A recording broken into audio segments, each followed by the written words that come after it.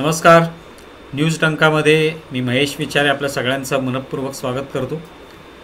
मित्रांनो, आजचा दिवस म्हणजे आज हा आम्ही जो एपिसोड बनवतो आहे त्या दिवशी बांगलादेशमध्ये मोठ्या प्रमाणावर उलथापालथी झालेल्या आहेत. बांगलादेशच्या पंतप्रधान शेख हसीना यांनी राजीनामा दिला असं म्हटलं जाते, पण त्या बांगलादेश सोडून बाहेर निघून गेलेल्या आहेत. विमानाने त्या लंडनला गेल्यात असंही म्हटलं जाते, भारतात त्या येणार आहेत आणि तिथून त्या लंडनला जाणार आहेत असंही म्हटलं जाते. ते वेगवेगळ्या त्या संदर्भातल्या बातम्या समोर येत आहेत. पण या सगळ्याची पार्श्वभूमी आहे ती म्हणजे इकडे झालेलं विद्यार्थ्यांचं एक आरक्षणासंदर्भातलं आंदोलन. आणि हे आंदोलन एवढं तीव्र स्वरूपाचं होतं की तिकडे जवळपास त्या आंदोलनामध्ये 300 लोक जे आहेत ते मृत्युमुखी पडले. मग त्याच्यामध्ये विद्यार्थी असतील, काही आंदोलक असतील, असे सगळे मिळून 300 लोक मृत्युमुखी पडले. पुन्हा एकदा त्या आंदोलनाने जोर पकडला होता, त्याच्यातही 100 लोक मृत्युमुखी पडल्याचं समोर आलं. तर हे सगळं बघताना कुठेतरी त्याच्यामागची पार्श्वभूमी आहे की शेवटी शेख हसीना जे आहे त्यांनी देशच सोडला आणि त्या निघून गेलेले आहेत. तिथे आंदोलकांनी त्यांचं निवासस्थान ताब्यात घेतलं, त्याच्यामध्ये मोठ्या प्रमाणात लूट केली. तिकडेच अनेक खाद्यपदार्थ खाताना आपल्याला ते आंदोलक दिसत आहेत. अनेक वस्तू चोरण्यात आल्या. तिकडचे पुतळे जे आहेत ते फोडण्याचा प्रयत्न जो आहे तो आंदोलकांनी केलेला आहे. त्यामुळे एकूण अराजकाची स्थिती बांगलादेशामध्ये आहे. आणि या सगळ्या परिस्थितीमध्ये नेमकं याच्यामागचं कारण काय आहे? हे आंदोलन जे काय झालं आरक्षणाचं ते त्याला कारणीभूत आहे, त्याच्यामागे काही परकीय शक्ती त्याच्यात सहभागी आहेत, त्याच्यामुळे हे होतं आहे, काय नेमकं कारण आहे आणि भारतावर याचे काय परिणाम होतील हे सगळं जाणून घेण्याचा आज आपण प्रयत्न या मुलाखतीच्या माध्यमातून करणार आहोत. आणि त्यासाठी आपल्यासोबत आहेत शांभवी थिटे, आंतरराष्ट्रीय संबंधांच्या अभ्यासक आहेत त्या, आणि बांगलादेशामध्ये झालेल्या आंतरराष्ट्रीय कॉन्फरन्समध्ये त्यांनी सहभाग घेतला होता. त्यामुळे या प्रश्नांची त्यांना जाण आहे. त्यामुळे हा नेमका विषय काय, त्याची पार्श्वभूमी काय हे त्यांच्याकडून जाणून घेऊया. शांभवी, आपलं खूप खूप स्वागत आहे न्यूज डंकामध्ये. थँक्यू. सुरुवातीला म्हणजे आजचा जो सगळा घटनाक्रम आहे तो पाहताना एवढं सगळं होईल असं कोणाला वाटलं नव्हतं. काही दिवसांपूर्वी आंदोलन होतं सुरू, मोठ्या प्रमाणावर संताप होता विद्यार्थ्यांमध्ये आणि जाळपोळ वगैरे झाली, मृत्यू झाले. सरकारने त्या आंदोलकांवर ही सगळी कारवाई केली आणि त्याच्यात अनेकांचे मृत्यू झालेले आहेत. तर या सगळ्यावर लोकांना वाटलं की आंदोलनापर्यंत जे होईल, पण आता थेट त्यांनी राजीनामा दिला शेख हसीनांनी असं म्हटलं जातं आणि त्यांनी देशच सोडलेलं आहे. तर काय नेमकं हे आंदोलनाचं पार्श्वभूमी आहे ते मला सांगतो. सगळ्यात आधी तर आपल्याला ही आंदोलनाची पार्श्वभूमी जाणून घेण्यासाठी 2018 मध्ये जावं लागेल. कारण 2018 मध्येच अशा संबंधांचा एक मोठा प्रोटेस्ट, आत्ता जे आपल्याला आंदोलन दिसतंय त्याच प्रकारचा मोठा प्रोटेस्ट बांगलादेशमध्ये झाला होता. आणि त्यावेळेला असं झालं होतं की तिकडे एक कोटा रिझर्वेशनचं बिल होतं. त्या कोटा रिझर्वेशननुसार जवळपास 56% आरक्षण गव्हर्नमेंट सरकारी नोकऱ्यांमध्ये दिलं जायचं. आता ह्या 56%मध्ये 30% जे आरक्षण आहे ते आरक्षण 1971ला जे लढले होते बांगलादेश स्वतंत्रता चळवळीत त्यांच्या नातेवाईकांना किंवा त्यांच्या पुढच्या पिढींना मिळायचं. आता महत्वाचा विषय म्हणजे आपण आधी लक्षात घ्यायला पाहिजे की 2018ला जेव्हा प्रोटेस्ट झाला की हे 56% सगळं आरक्षण बंद करायचं, तेव्हा शेख हसीनांची गव्हर्नमेंट होती. त्याच गव्हर्नमेंटनी हे आरक्षण बंद केलं. का तर तेव्हा विद्यार्थ्यांनी सांगितलं होतं की आम्हाला आरक्षण नकोय, मेरिट बेसिसवरती आम्हाला सरकारी नोकऱ्या उपलब्ध करून द्या. आता ह्या सगळ्यामध्ये महत्वाची बाब अशी होती की हे जे 56% आरक्षण जे मिळत होतं त्यातलं जे 30% आरक्षण बांगलादेश चळवळीत लढलेल्यांना होतं, ती डायरेक्ट वोट बँक होती अवामी लीग किंवा शेख हसीनांची जी पार्टी आहे त्यांची.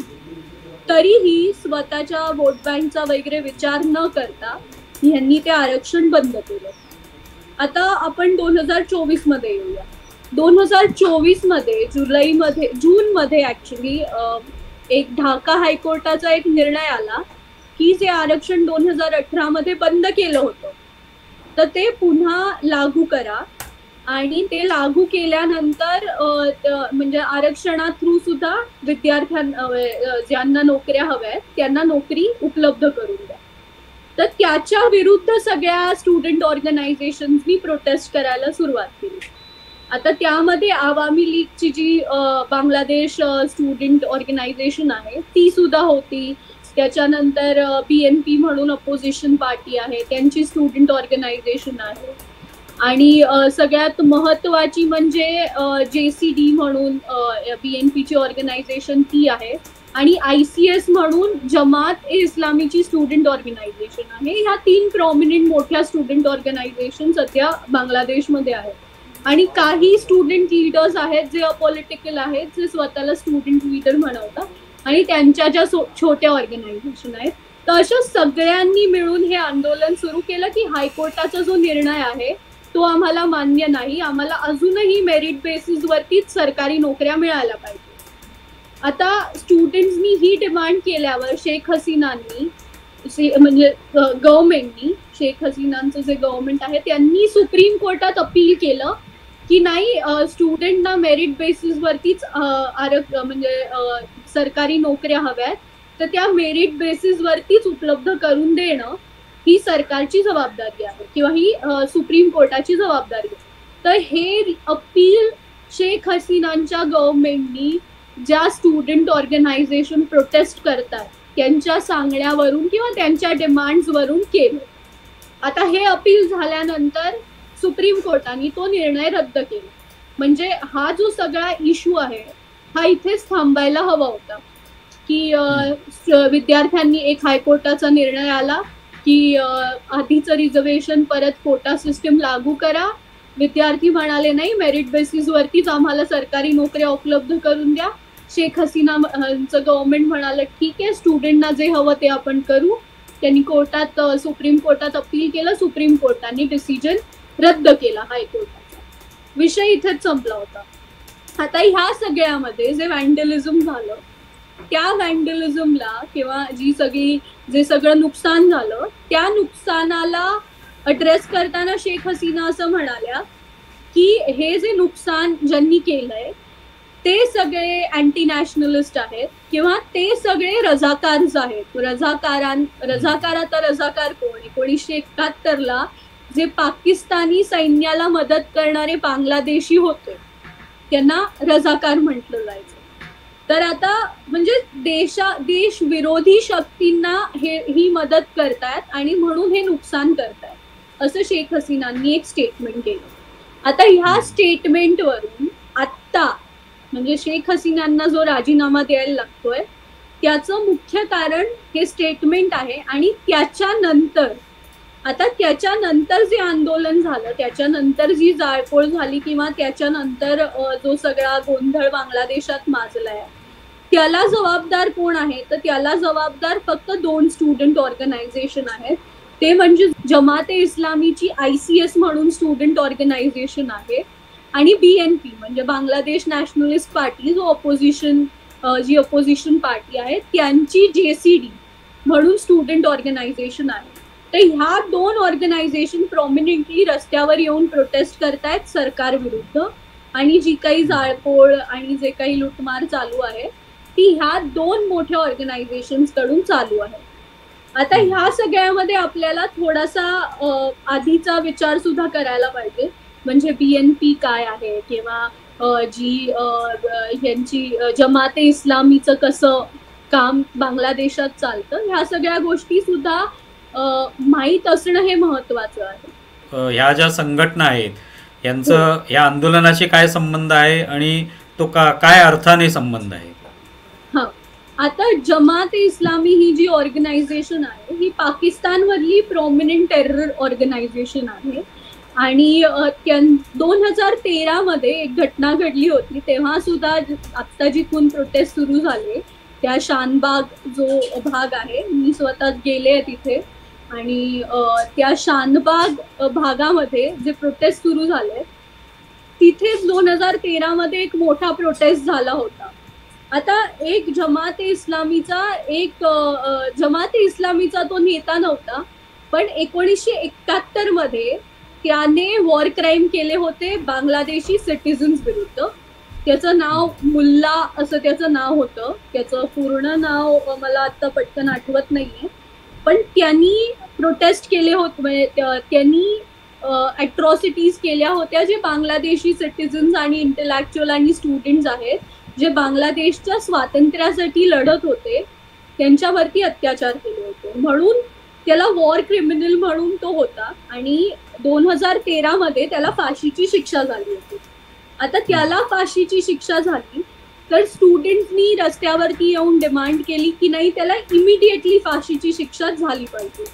आणि त्याच्या सोबत अजून जे वॉर क्रिमिनल्स होते जे 1971च्या वॉरमध्ये ज्यांनी बांगलादेशी स्टुडंट्स आणि इंटेलेक्च्युअल जे स्वातंत्र्यासाठी लढत होते त्यांच्यावरती अत्याचार केले, त्या सगळ्यांना फाशीची शिक्षा झाली पाहिजे. तर ही त्यांची मागणी होती जी सरकारने पूर्ण केली आणि त्याला फाशीची शिक्षा झाली. आता 1971 हा बांगला म्हणजे आपल्यासाठी 1947 जसा आहे तसा त्यांच्यासाठी 1971. तर आता 1971 मध्ये स्वातंत्र्यासाठी जे लढले त्यांच्यावरती अत्याचार करणाऱ्या एखाद्या माणसाच्या मागे BNPची छात्र संघटना आणि जमाते इस्लामीची छात्र संघटना उभी राहते आणि ती इतर जे अवामी लीगचं जो स्टुडंट युनियन आहे त्याच्या विरुद्ध त्यांनी भूमिका घेऊन अवामी लीग आणि ह्या दोन छात्र संघटनांमध्ये तेव्हा पण क्लॅशेस झाले होते. म्हणजे आता तुम्ही विचार करा की ज्या माणसाने पाकिस्तानला मदत केली बांगलादेश स्वातंत्र्य चळवळीत, ज्या माणसाने स्वतःच्याच देशातल्या भाऊबंधूंना मारलं जे स्वातंत्र्यासाठी लढत होते, त्या माणसाला वाचवण्यासाठी जमाते इस्लामीची स्टुडंट संघटना आणि BNPची स्टुडंट संघटना यांना रस्त्यावर यायचं कारण काय होतं? ही 2013 मधली घटना. म्हणजे आता ही घटना मी प्रॉमिनंटली इथे सांगते की त्यांचं जे नरेटिव्ह सेटिंग आहे, त्यांचं जे आयडिओलॉजिकल वॉर चालू आहे तिथे, ते काय आहे हे लोकांना कळलं पाहिजे. आणि का भारताकडून अवामी लीगला एवढा म्हणजे अवामी लीग किंवा शेख हसीना ज्या आहेत त्यांना एवढं प्रोटेक्ट केलं जात आहे, तर ह्याच कारणासाठी की ज्या फोर्सेस आता तिथे रस्त्यावरती उतरले आहेत त्या अतिशय pro Pakistan pro China forces असल्यामुळे भारताला आपला इंटरेस्ट सेव्ह करणं खूप महत्वाचं वाटतं. तर ही त्या घटनेची 2013 मधली पार्श्वभूमी आहे. आता जमाते इस्लामी 2018 मध्ये बॅन केला, कारण 2013 पासूनच ती मागणी सुरू होती त्याच प्रोटेस्ट पासून की जमाते इस्लामीला बॅन करा कारण ही प्रो पाकिस्तानी संघटना आहे. तर मग 2013 नंतर ते बॅन झाली, ॲज अ पॉलिटिकल पार्टी म्हणून बॅन झाली. 2018 मध्ये त्यांची जी स्टुडंट ऑर्गनायझेशन आहे ICS म्हणून ती बॅन झाली. आता ह्यांचे नेते जे आहेत, आता जमाते इस्लामी बॅन झाल्यावरती ह्यांनी हिफाजत पार्टी म्हणून एक हिफाजत संघटना सुरू केली जे अतिशय रॅडिकल त्यांची इस्लामिक विंग आहे ती हिफाजत म्हणून. आणि त्यांचा मेन अजेंडा आहे की देशामध्ये इस्लामचं राज्य आणणं आणि जे रॅडिकलाइज्ड पद्धतीने बांगलादेशला चालवणं हा त्यांचा महत्वाचा अजेंडा आहे. आता ह्या हिफाजतचा जो ऑर्गनायझर आहे तो अतिशय समोर येऊन मध्ये म्हणाला होता की मी ओसामा बिन लादेनला भेटलो होतो, तो जेव्हा तो अल-कायदाचा चीफ होता म्हणजे 1998-99 साली. मी ओसामा बिन लादेनला भेटलो होतो, त्याच्यानंतर माझे उघडपणे जमाते इस्लामीशी संबंध आहेत. ह्या सगळ्या गोष्टी त्या हिफाजतचे लीडर्स म्हणत होते. आता ही हिफाजत परत भारताच्या इंटरेस्टमध्ये कशी येते हे मी तुम्हाला समजावून सांगते. ही जी हिफाजत संघटना आहे 2021ला जेव्हा बांगलादेश भारताच्या मैत्रीला 50 वर्ष पूर्ण झाली होती तेव्हा ह्या संघटनेने मोदीजी तिथे गेले होते, मोदींची जी रॅली होती त्या रॅलीवरती चप्पल आणि ह्या सगळ्या गोष्टी शाई वगैरे अशा सगळ्या गोष्टी फेकण्याचा प्रयत्न केला होता. आता ह्या प्रयत्नाला थांबवण्यासाठी अवामी लीगचे अनेक कार्यकर्ते पुढे आले आणि मग अवामी लीग आणि या हिफाजत संघटनेच्या कार्यकर्त्यांमध्ये मोठा राडा झाला होता आणि 2 दिवस त्याच्यानंतर पुन्हा प्रोटेस्ट चालू होता, त्यातही अनेक लोक गेले. त्यातही गव्हर्नमेंट म्हणजे त्यातही गव्हर्नमेंटवरती मग BNPनी त्या हिफाजतला सपोर्ट केला आणि त्यातही म्हणजे जी गोष्ट देशाच्या हितासाठी बांगलादेशाच्या हितासाठी आहे ती ह्यांना नकोय. ह्यांना अशा शक्तींना सपोर्ट करायचा आहे ज्या बाहेर बसल्या आहेत, ज्यांनी जेव्हा बांगलादेश पाकिस्तानचा भाग होता तेव्हा पाकिस्तानवर केलेल्या अट्रॉसिटीज वगैरे ह्या सगळ्या गोष्टी विसरून त्यांना अशा संघटनांकडेच जायचंय ज्या बांगलादेशातल्या लोकांना रॅडिकलायझेशनकडे ढकलण्याचा प्रयत्न करतात. आणि हा सगळा मुद्दा आपल्याला लक्षात घेणं ऍज अ भारतीय म्हणून खूप महत्वाचं आहे. आत्ता तू जे म्हणालीस त्याच्यावरनं एक लक्षात येतं की हे सगळं याच्यामध्ये कुठेतरी ही टेररिस्ट संघटना जी आहे जमाते इस्लामी तिचा याच्यामध्ये कुठेतरी सहभाग आहे. आणि आत्ताच केवळ जमाते इस्लामीवर बंदी आणली तो तर भाग आहेच, पण आत्ता या छात्र शिबिर नावाची जी त्यांची विद्यार्थी संघटना आहे तिच्यावर पण बंदी आणली होती. आणि त्यामुळे हा सगळा जो एक संताप त्यांच्यामधून आला की आपण हे सगळं उलटून टाकलं पाहिजे, सरकार लोकशाही जी आहे ती उलटून टाकली पाहिजे, आणि त्या दृष्टीने हा प्रयत्न झालेला दिसतो. आणि दुसरा जो एक मुद्दा तू उपस्थित केला तो म्हणजे नरेंद्र मोदी त्या ठिकाणी गेले होते आणि त्यातून त्यांच्यावर कुठेतरी हे सगळं करण्याचा प्रयत्न आला आंदोलकांकडून की चप्पल फेक करणं किंवा शाई फेक करणं आणि त्याच्यामुळे अडथळा आणणं आणि एक प्रकारे देशाची बदनामी होईल त्यातून हे पाहण्यात आलं. तर हे सगळे महत्त्वाचे मुद्दे त्याच्यात आहेत. तर तू त्या दृष्टीने काय पाहतेस की म्हणजे आत्तापर्यंत सर्वसामान्य भारतीयांना हेच वाटतं की हे फक्त एक विद्यार्थ्यांचं आंदोलन आहे आणि त्यातून काहीतरी या समस्या निर्माण झाली, पण ती तशी नाही आहे समस्या. नाही, ऍब्सोल्युटली नाही. विद्यार्थी आंदोलन हे होतं जोपर्यंत जेव्हा हायकोर्टचा डिसिजन आला तेव्हा हे विद्यार्थी आंदोलन खऱ्या अर्थाने सुरू झालेलं. आणि बांगलादेशला विद्यार्थी चळवळीची मोठी पार्श्वभूमी आहे हे आपण अजिबात विसरलं नाही पाहिजे. इनफॅक्ट 1991ला जो मिलिटरी गव्हर्नमेंट मिलिटरी कू नंतर म्हणजे मुजीबुर रहमानांच्या हत्येनंतर जे सगळं तिथे मिलिटरी कू झाला होता त्याच्यानंतर त्या मिलिटरी कूला त्या मिलिटरीला पाडण्यात सुद्धा विद्यार्थी संघटनेचाच मोठा हात होता. किंवा मुक्तिवाहिनी असू दे, मुक्तिवाहिनीला सुद्धा विद्यार्थ्यांचा मोठा सपोर्ट होता. ढाका युनिव्हर्सिटीमध्ये पाकिस्ताननी केलेलं जे मॅसेकर होतं ज्यात अनेक बांगलादेशी विद्यार्थी मारले गेले त्याच्यानंतर खऱ्या अर्थाने बांगलादेशमध्ये एक अशी आग पेटली होती की नाही आम्हाला वेगळा देश हवाय. तर ही विद्यार्थी संघटनेची पार्श्वभूमी बांगलादेशला खूप मोठी आहे. पण हे जे आंदोलन आत्ता जे सुरू आहे की ज्याच्यामुळे शेख हसीनांना देश सोडायला लागतोय त्यात 2च ऑर्गनायझेशन सक्रिय आहेत. त्यातली एक जी स्टुडंट ऑर्गनायझेशन आहे ती बॅन आहे कारण का की ती पाकिस्तानी सपोर्टेड टेररिस्ट ऑर्गनायझेशनची स्टुडंट ऑर्गनायझेशन आहे. आणि एक दुसरी जी स्टुडंट ऑर्गनायझेशन आहे ती तिकडच्या अपोजिशन पार्टीची आहे. त्यामुळे प्रॉमिनंटली हे 2 फॅक्टर पुढे येतात. पण अजून एक महत्वाचा मोठा मुद्दा या सगळ्यामध्ये असा आहे की शेख हसीना ज्या निवडून आल्या त्यानंतर त्यांनी भारत दौरा देखील केला होता. आता भारत दौऱ्यामध्ये त्यांनी एक महत्वाचा प्रोजेक्ट साईन केला तो म्हणजे तिस्ता प्रोजेक्ट. आता ह्या तिस्ता प्रोजेक्टसाठी चायना सुद्धा बिडिंग करत होता आणि तो प्रोजेक्ट चायनाला मिळाला नाही. किंवा त्या भारतात आल्यावर एक अशी भावना पण होती की परत त्या बांगलादेशात जाऊन चायनाचा दौरा करतील किंवा चीनला भेट देतील, पण त्यांनी ती भेटही दिली नाही. त्या म्हणाल्या की मी पूर्णतः भारताच्या मागे उभी आहे आणि मी पूर्णतः भारतासोबत आहे. तर त्यामुळे ह्या सगळ्या मागे चीन कुठेतरी काय म्हणतात ना, चीनला कुठेतरी असं वाटलं असेल की हा भाग आपल्या हातातून जातोय किंवा आणि त्या गोष्टीमुळे सुद्धा ह्यात त्या सुद्धा शक्तीचा एखादा रोल असू शकतो हे आपण मान्य करायला हवं. तर ह्या 2 प्रॉमिनंट गोष्टी आहेत आणि त्यात थोडी मला असं वाटतं की आत्ताच जे सुरू आहे त्यात वेस्ट बेंगॉलचं जे सगळं आता ममता दीदींचं जे चालू आहे की बातम्याही येत आहेत की त्यांनी शेख हसीनांना लँड व्हायला काय म्हणतात ना परवानगी दिली नाही वेस्ट बेंगॉलमध्ये.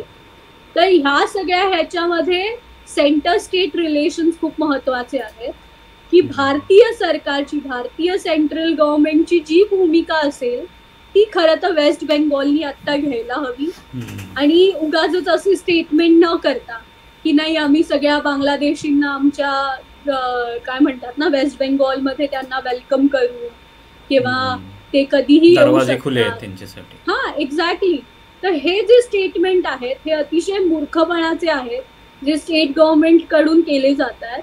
म्हणजे त्यांनी लक्षात ठेवायला हवं की ते अजूनही भारताचा पार्ट आहेत. वेस्ट बेंगॉल हे कोणतं वेगळा देश नाही आणि त्यांच्या त्या बरोबर. पंतप्रधान आहेत. तर ही गोष्ट खूप महत्वाची आहे की आत्ता आपल्यासाठी हा मोठा चॅलेंज आहे असं मी म्हणू शकते की वेस्ट बेंगॉल आणि सेंटर गव्हर्नमेंट जे आहे, जे मोदी गव्हर्नमेंट आहे, यांनी एक सुरात गोष्टी बोलणं मीडिया समोर किंवा जो इंटरनॅशनल मेसेज जो दिला जाणार आहे तो एक सुरात दिला जावा.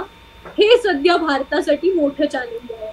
बाकीच्या गोष्टी आहेतच, रॅडिकलिझम चॅलेंज आहे की आता तिथे मिलिटरी कू झालाय, तर मिलिटरीमध्ये ज्यांनी सत्ता स्थापन केली आहे त्या संदर्भात विचारावं असं वाटतं. म्हणजे आता बांगलादेशमध्ये हे सगळं जे काही आंदोलन झालं आणि त्यानंतर आता ही सगळी उलथापालथ झालेली आहे आणि अगदी पंतप्रधानांना देश सोडावा लागलेला आहे. तर कुठेतरी याचा संबंध जो आहे तो भारतातल्या आंदोलनांशी सुद्धा जोडला जातो की इकडे सुद्धा अशा पद्धतीची आंदोलनं झाली त्यावेळेला सुद्धा त्याचा कुठेतरी परकीय काही शक्ती त्याच्या मागे आहेत, त्याला कुठेतरी हवा देण्याचा प्रयत्न करतायत असं म्हटलं जात होतं. आणि केवळ भारतातच नव्हे तर बांगलादेशात सुद्धा अशा पद्धतीने सरकार उलथवण्यासाठी परकीय शक्ती कार्यरत आहेत हे याच्यातून दिसून येतं. आणि तू वारंवार उल्लेख केलास पाकिस्तान, चीनचा, तर त्या निमित्ताने तो पुन्हा एकदा तिकडे सुद्धा त्यांचा हात आहे दिसून येते. आता अमेरिकेचा सुद्धा ह्यामध्ये रोल असण्याची शक्यता आहे, कारण बिडेन गव्हर्नमेंट जे आहे, बायडेन गव्हर्नमेंट, त्यांची भूमिका जी आहे ती फार काय म्हणतात ना प्रो शेख हसीना, प्रो अवामी लीग पेक्षा प्रो शेख हसीना अशी कुठेही दिसून येत नाहीये वारंवार मागच्या काही महिन्यांपासून. आणि त्यामुळे मग अमेरिकेचा ह्यात काय हात असू शकतो आता ह्याच्यावरती बरेच जण अभ्यास करतायत, त्या गोष्टीही समोर येत आहेत. पण म्हणजे हा जो आहे हा कॉम्प्लेक्स फॅक्टर आहे. आणि आत्ता बघायला गेलं तर भारताला सगळ्या बाजूंनी चॅलेंजेस आहेत. म्यानमारमध्ये ताजमतो सक्रिय आहे किंवा जी अगदी म्यानमार भारत सीमा आहे त्यावरती अराकन आर्मी सक्रिय आहे. खाली बघायला गेलं तर श्रीलंकेची आर्थिक परिस्थिती किंवा जे 2 वर्षापूर्वी श्रीलंकेत झालं होतं तो सुद्धा एक मोठा मुद्दा, अजूनही पेटता मुद्दा आहे. आता बांगलादेश पेटताना आपल्याला दिसतंय. तर भारताला सगळ्या बाजूंनी पॉलिटिकल समस्यांनी घेरलं गेलंय असं आपण आता कन्सिडर करू शकतो, असं आता आपण म्हणू शकतो. आणि ह्या सगळ्यामध्ये विषय असा होणार आहे की जे रॅडिकलायझेशन आहे ते मोठ्या प्रमाणात वाढताना दिसणार आहे किंवा त्याचा इफेक्ट कुठे ना कुठे भारतावरती होणारच आहे. तर हे आपण म्हणू शकतो. मग आता हे नेमकं काय स्थिती होईल? तू जसं म्हणालीस की पाकिस्तान, बांगलादेश किंवा श्रीलंका सगळीकडेच ही परिस्थिती आहे आणि अर्थातच चीनचा सहभाग त्याच्यामध्ये दिसून येतो, पाकिस्तानचाही सहभाग आहे. पण ह्या सगळ्या परिस्थितीचा भारताच्या अगदी शेजारी असलेले तिन्ही देश जे आहेत हे अशा विविध समस्यांनी ग्रस्त असल्यामुळे अर्थातच भारताला सुद्धा त्याचे परिणाम सीमेच्या नजीक जे काही अशा घडामोडी घडतील त्याच्यामध्ये भोगावे लागतील, व्यापारामध्ये भोगावे लागतील. ते हे सगळं भारतामध्ये व्हावं हाच उद्देश असू शकतोय चीनचा पण आणि त्याच्या सोबतीने पाकिस्तान. हो, अर्थात. आणि व्यापाराच्या दृष्टीने तर काय म्हणतात ना, ज्या लँड बॉर्डर्स आहेत त्या खूप महत्वाच्या आहेत. मॅरिटाईम ट्रेड कितीही चांगला असला तरी जो लँड बॉर्डर्स सिक्युरिटी जी आहे ती अतिशय महत्वाची असते आणि तिथे कुठेतरी आपल्याला फटका बसण्याची शक्यता आहे. पण सगळ्यात मोठा धोका परत तोच आहे की आज अफगाणिस्तानात तालिबाननी सत्ता स्थापन केली आहे. पाकिस्तानात अजूनही जो गव्हर्नमेंटचा जो कॉन्फ्लिक्ट आहे तो सुरू आहे. पाकिस्तानामध्ये रॅडिकलाइज्ड ऑर्गनायझेशन परत सक्रिय होत आहेत. आता बांगलादेशामध्ये जे सुरू आहे त्यात JCD किंवा ICSची जी भूमिका आहे ती सुद्धा कुठेतरी प्रो रॅडिकलायझेशन कडे जाणारी आहे. त्यामुळे ह्या सगळ्या मागे हे जे भारतात जे पुढे वाढणार आहे ते सगळ्यात कट्टरतावाद वाढणार आहे आणि ह्यासाठी आपण सगळ्यांनी तयार राहायला हवं. आणि ज्या सामान्य नागरिक म्हणून ज्या गोष्टी आपण बघितल्या पाहिजेत, फॉर एक्झाम्पल मुंबईमध्ये ट्रेनमध्ये जी घटना, ट्रेनमध्ये जी अनाउन्समेंट केली जाते की बसताना तुम्ही खाली बघा, काही काय अपरिचित गोष्टी दिसत नाहीयेत ना, तर त्या गोष्टी ॲज अ नागरिक म्हणून आपण सगळीकडे आता हे करण्याची गरज आहे. आता हे जे या तिन्ही देशांमध्ये म्हणजे श्रीलंकेचं सोडून देऊया आपण, कारण तिकडे काय इस्लामी राजवट नाही आहे, पण या 2 देशांमध्ये तरी इस्लामी राजवट असल्यामुळे त्या ठिकाणी मोठ्या प्रमाणावर जे काही घडतंय अराजक सदृश परिस्थिती आपल्याला पाहायला मिळते. तर तशीच परिस्थिती जी आहे ती आपल्यासाठी मात्र घातक ठरते बऱ्याच वेळेला, कारण त्यातून अर्थातच संबंध जे असतात, आता शेख हसीना आणि नरेंद्र मोदी यांच्यामुळे जे आंतरराष्ट्रीय संबंध आहेत ते चांगले होते, पण आता जर अशा पद्धतीची इस्लामी संघटना आली तर अर्थातच ते संबंध बिघडणार, त्याचा कुठेतरी गैरफायदा दुसरे लोक घेतीलच. आणि भारतातल्या सुद्धा काही अशा शक्ती ज्या आहेत ज्यांना भारतामध्ये अराजक पसरावंसं वाटतं त्यांचं कुठेतरी बळ जे ते वाढू शकतं. ही गोष्ट खरी आहे. आणि पण आता महत्वाचा मुद्दा आपण लक्षात घ्यायला हवा तो म्हणजे आत्ता ज्या मिलिटरीचे जे चीफ ऑफ आर्मी स्टाफ आहेत त्यांचं झमान म्हणून त्यांचं नाव आहे, वाकिरुज्जमान म्हणून. तर आता त्यांचं तुम्ही थोडंसं बॅकग्राऊंड चेक केलं तर हे जे आहेत हे शेख हसीनाच्या एका बहिणीचे मिस्टर आहेत. त्यामुळे एका अर्थाने जी मिलिटरीची सत्ता आहे ती सुद्धा अजून कुठे ना कुठेतरी अवामी लीगशी संबंधित आहे, कारण त्यांचे फॅमिली रिलेशन्स असल्यामुळे, म्हणजे डायरेक्ट फॅमिली रिलेशन शेख हसीनाशी असल्यामुळे कुठेतरी त्या दृष्टीने सुद्धा देश सिक्युअर होतोय. किंवा जरी मिलिटरीच्या हातात सत्ता गेली तरी कुठून तरी शेख हसीना बाहेर बसून ती चालवू शकतात का, ह्या गोष्टीवरती पण विचार केला गेला पाहिजे. आणि मला असं वाटतं की हे कठीण नाहीये, पण आता मिलिटरीचा डिसिजन काय असेल ह्याच्यावरती सगळ्या गोष्टी ठरतील. आता मिलिटरीनी स्वतःच्या हातात सत्ता ठेवली आणि त्यात हे वाकिरुज्जमान जे मिलिटरीचे जे सर्वेसर्वा किंवा त्या जुंताचे प्रमुख झाले तर मग गोष्टी अशा होऊ शकतात की कुठे ना कुठे अवामी लीग आणि शेख हसीनांची पकड नाही म्हणता येणार, कारण सत्ता हातात आल्यावरती आधीची जी असतात त्यांना विसरलंच जातं की ती जवळचे असले तरी, पण कुठे ना कुठेतरी त्यांचा से काहीतरी असेल असं आपण म्हणू शकतो. पण जो तुम्ही प्रश्न विचारला रॅडिकलायझेशनचा तो अगदी खरा आहे. आणि सध्या आयसिसचं जे रॅकेट आहे ते खूप ऍक्टिव्ह होत आहे अफगाणिस्तानात, तर कुठे ना कुठेतरी ते बांगलादेशात जाऊन ऍक्टिव्ह होईल का, किंवा आता ही हिफाजत मुवमेंट आहे यांच्या ऑलरेडी अल कायदा आणि पाकिस्तानमधल्या काही संघटनांसोबतच्या लिंक्स ह्या सगळ्या पुढे कुठे ना कुठे भारताला आणि स्पेशली जे नॉर्थ ईस्टर्न बॉर्डर्स आहेत भारताच्या ह्याला त्रास देण्यासाठी ऍक्टिव्ह होतील का हे बघणं गरजेचं आहे. पण सध्या सगळ्यात मोठा चॅलेंज भारतासमोर हाच आहे की काश्मीर बॉर्डरपेक्षा 100% जास्त नॉर्थ ईस्टर्न बॉर्डर सिक्युअर करणं, कारण एका बाजूला म्यानमारमधली अराकन आर्मी तुमच्या सीमेवरती सक्रिय आहे आणि दुसऱ्या बाजूला बांगलादेशातल्या ज्या ह्या रॅडिकल फोर्सेस आहेत त्या आता हळूहळू ऍक्टिव्ह व्हायला सुरुवात होतील.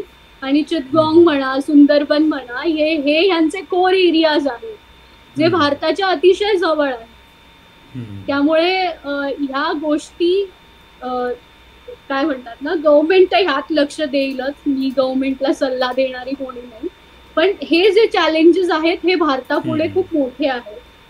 हम्म.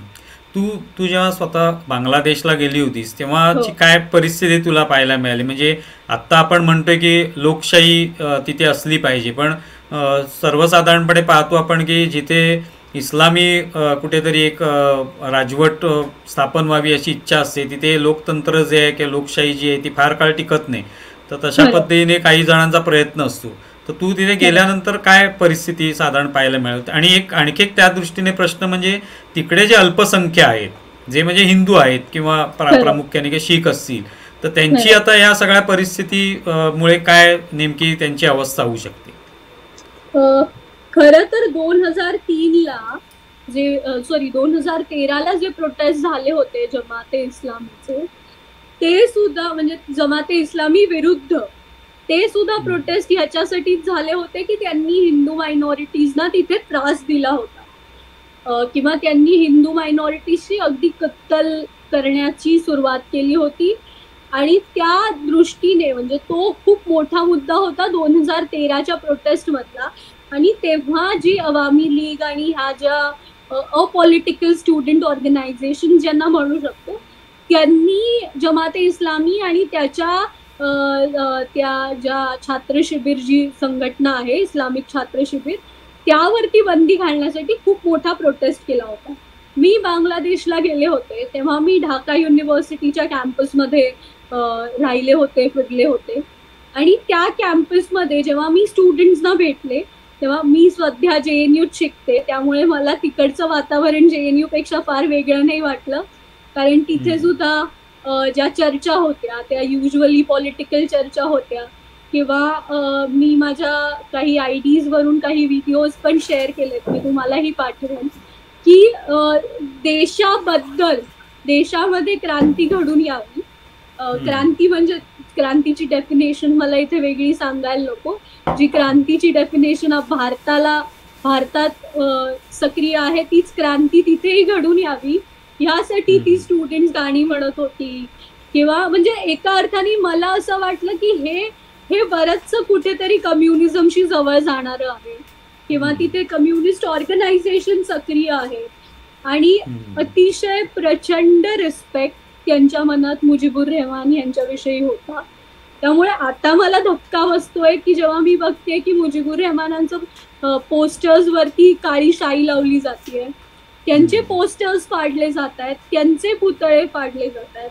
म्हणजे father of nation, father of Bangladesh nation ज्यांना म्हटलं जातं, ज्यांनी बांगलादेश उभा केला, ज्यांनी बांगलादेश साठी स्वतःचा अगदी जीवही दिला, आणि अमानुषपणे त्यांची आणि त्यांच्या फॅमिलीची कत्तल केली गेली. आणि हे सगळं असताना सुद्धा, हा सगळा इतिहास माहीत असताना सुद्धा जेव्हा त्यांच्या पोस्टर्सवरती हल्ले केले जात आहेत, तेव्हा कुठे ना कुठेतरी कळतंय की ह्या ज्या मुवमेंट आहेत किंवा हे जे आत्ता जे सगळं प्रोटेस्ट चालू आहे त्यामध्ये बांगलादेशी स्टुडंट्स किंवा बांगलादेशी जे अपॉलिटिकल स्टुडंट्स आहेत, ज्यांना बांगलादेशबद्दल प्रेम आहे, ज्यांना अतिशय प्रचंड रिस्पेक्ट आहे मुजीबुर रेहमानांबद्दल, त्यांच्याशिवाय ज्या देशविरोधी शक्ती आहेत त्या ह्या आंदोलनात अतिशय ऍक्टिव्ह आहेत. आणि हे सगळे जे व्हिडिओज आहेत, हे सगळे जे व्हिडिओज आता सोशल मीडियावर येतात, माझे अनेक मित्रमैत्रिणी तिथून मला पाठवत आहेत की काय सुरू आहे, त्यावरून हेच दिसतंय की हे जे आहे हे प्रचंड रॅडिकलाइज्ड आणि ह्या मॅनरनी हा स्टुडंट प्रोटेस्ट चालू आहे. स्टुडंट प्रोटेस्टच्या नावाखाली सत्ता काबीज करण्याचा प्रयत्न बांगलादेशात होतो, अजून काही नाही. म्हणजे एक याचं सार असं आपण काढू शकतो की इस्लामीकरण करणं, एकूणच सत्य लोकशाही जी आहे ती पूर्णपणे नेस्तनाबूत करणं आणि इस्लामीकरण करणं, जसं पाकिस्तानमध्ये झालंय किंवा अफगाणिस्तानमध्ये झालंय, तर तशा पद्धतीचा प्रयत्न इथे होतोय असं आपण म्हणू शकतो. ॲब्सोल्युटली तशाच पद्धतीचा प्रयत्न तिकडची अपोजिशन पार्टी BNP आणि जमाते इस्लामी मिळून करतायत, हे म्हटलं तरी काही वावगं ठरणार नाही. आणि BNPच्या ज्या लीडर आहेत त्या ओपनली चायनीज सपोर्टर आहेत, आपल्या सगळ्यांनाच म्हणजे माहिती आहे, त्यांचे आधीचे स्टेटमेंट असू दे आणि हे सगळे अतिशय प्रो चायना आहेत. त्यामुळे ह्या आत्ता जे होतंय ते कंटिन्यू राहिलं किंवा BNPनी तिथे सत्ता प्रस्थापित केली तर अगेन अजून भारताच्या अजून बाजूचा एखादा देश चायनीज इन्फ्लुएन्स मध्ये जाऊ शकतो, ही भीती आपल्याला नक्कीच आहे. धन्यवाद शांभवी, खूप चांगल्या पद्धतीने तू विश्लेषण केलंस आणि सगळे मुद्दे जे आहेत ते मांडलेस. आता आगामी काळामध्ये आणखी काय काय त्याच्यामध्ये डेव्हलपमेंट होत आहे ते पाहायचंच आहे आपल्याला, आणि भारताची काय त्यातली भूमिका राहील, भारताचं परराष्ट्र मंत्रालय नेमकं काय भूमिका घेतंय या संदर्भात, तर ते पाहणं उत्सुक्याचं ठरेल. पण तू इथे आलीस आणि खूप महत्त्वाच्या विषयावर बोललीस, त्याबद्दल खूप खूप आभारी आहो. थँक्यू न्यूज डंकाचं धन्यवाद की त्यांनी मला बोलवलं आणि मला ही माहिती देता आली, जे मला थोडंफार नॉलेज आहे ह्याबद्दल, त्यासाठी खूप खूप धन्यवाद. आमचा व्हिडिओ जास्तीत जास्त लाईक करा, शेअर करा आणि आमचे यूट्यूब चॅनल सबस्क्राईब करा. धन्यवाद.